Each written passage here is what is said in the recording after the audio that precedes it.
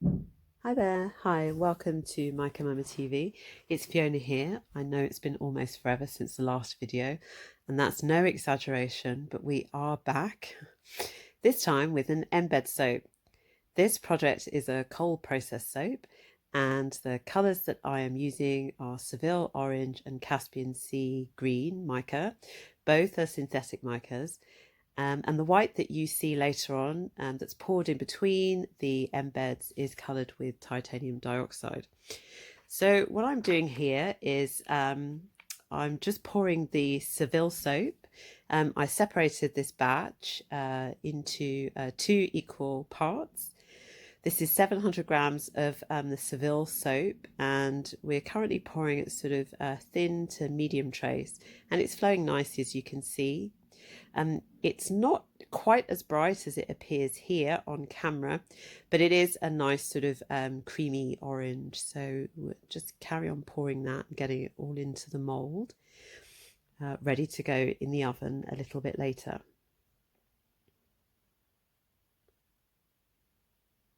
The other half of the batch is the Caspian Sea Green. Again, this is 700 grams of soap batter. It's a bit thicker trace than the Seville Orange. That's because it's been sat around for a bit longer. And as you can see, it's not pouring quite as freely as the Seville soap. So it's a little bit thicker, sort of sloshing it into the mold. And then you'll see in a little bit how I have to kind of like shake the mold around and do the standard banging of the mold to make it all nice and level. Okay, so this soap along with the Seville Orange will go into the oven to gel, to force the gel for about an hour or so. And the temperature is set at 65 degrees C. Okay, so both soaps have been unmolded now, and I'm getting ready to cut out the embeds. This is a cookie cutter. I can't exactly remember where I got this from. So I'll post it down in the comment section. It's it was like a series of petals. So it was sort of like the perfect shape because I wanted to create these embeds that looked a little bit like Christmas baubles.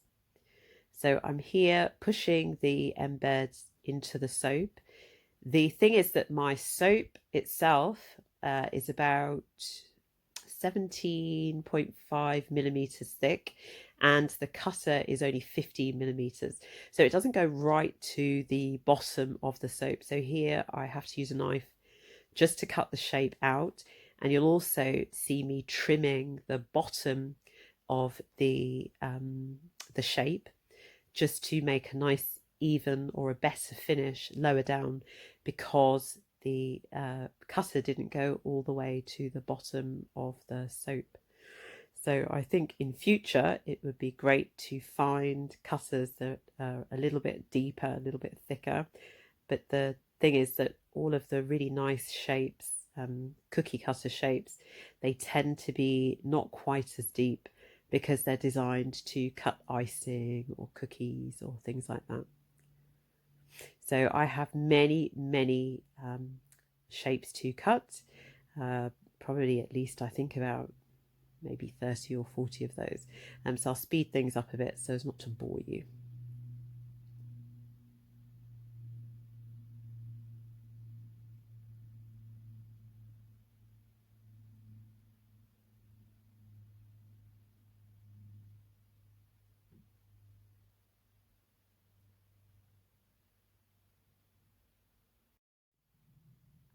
Okay, so we have both the Seville Orange shapes, petal shapes, and the Caspian Green Sea. And you can see me arranging them, or trying to arrange them in some sort of desirable pattern to see how best they're going to look. There are many more than that. So I'll just get to sticking them down into the mold in a second. Okay, so here's my mold. I'm going to start sticking the embeds down, and here is some melted shea butter, and the shea butter acts as a glue. There was a soaper who a while ago made a video with this great tip so that your embeds stick to the bottom of the mold and they don't move around when you pour the other soap in between the embeds. So the shea butter works really well as a glue, so you just melt it, dip the bottom of the embeds into the shea butter, and then just stick them to the bottom of the mold. So I have lots and lots of these to stick down. So again, I'll just speed things up a bit for you.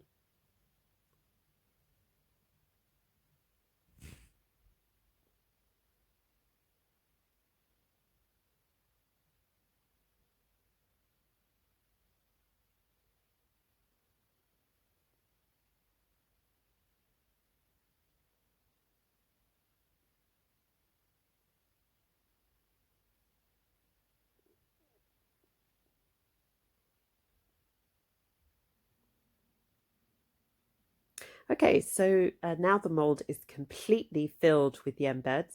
It did take a while, but I think it's well worth it. The pattern does look really good. So we're going to get ready to pour the white soap in between.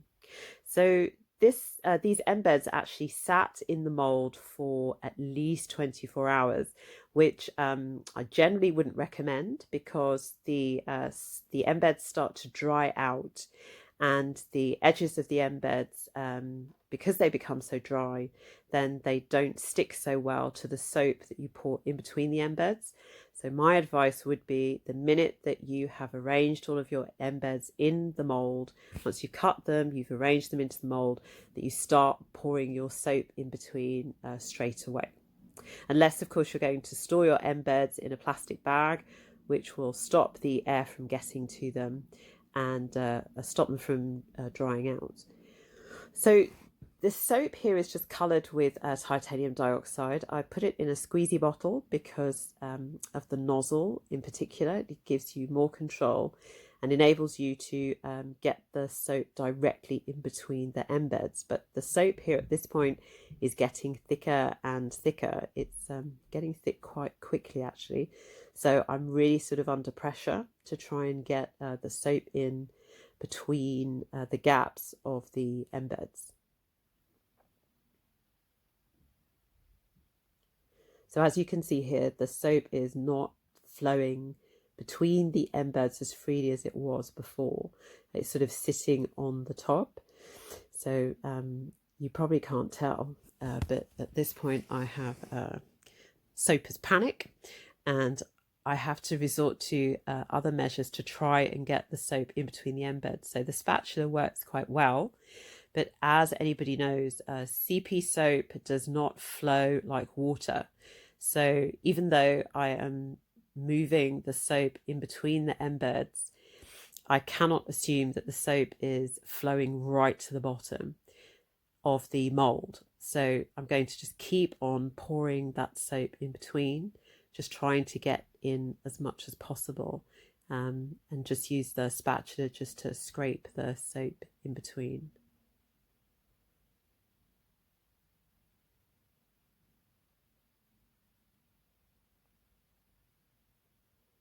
Okay, so this does take a little bit of time.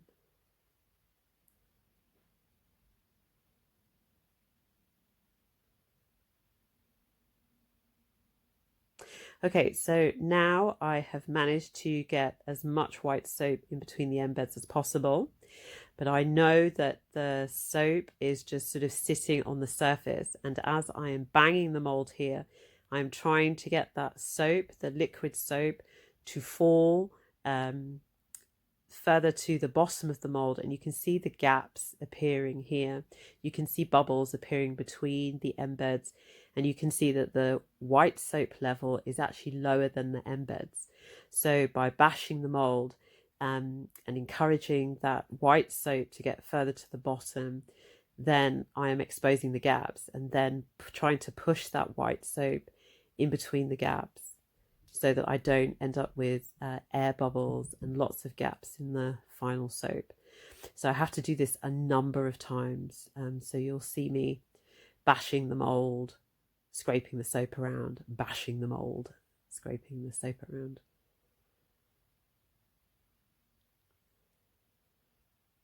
And the bubbles are still appearing, so I'll still have to keep bashing and scraping, as you can see.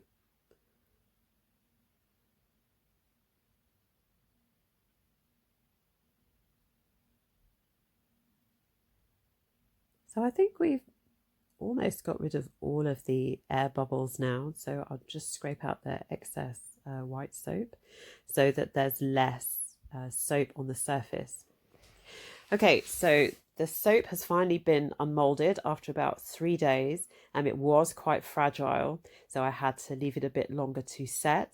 So I've cut the bars up, I think, into about 6 pieces. So I get 6 pieces of soap out of this.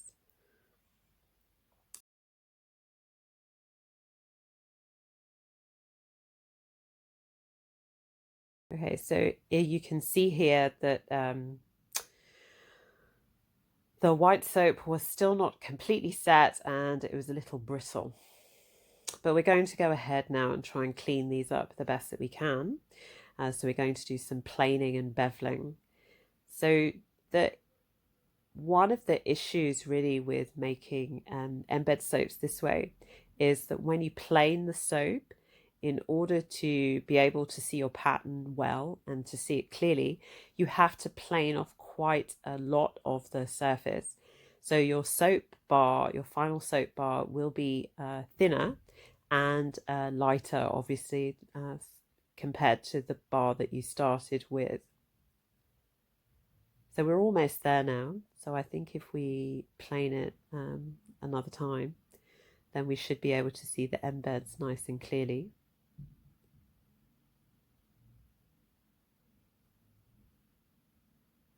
Okay, so that's the effect that I was looking for. This was meant to be like a sort of a Christmas themed, a festive themed soap, and the shades were meant to look like those nice fancy sort of drop baubles that you get around Christmas time.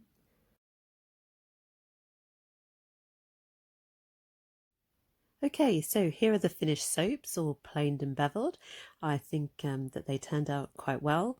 If you want to see some additional pictures, just check us out on Micah Mama Instagram. Thanks for watching.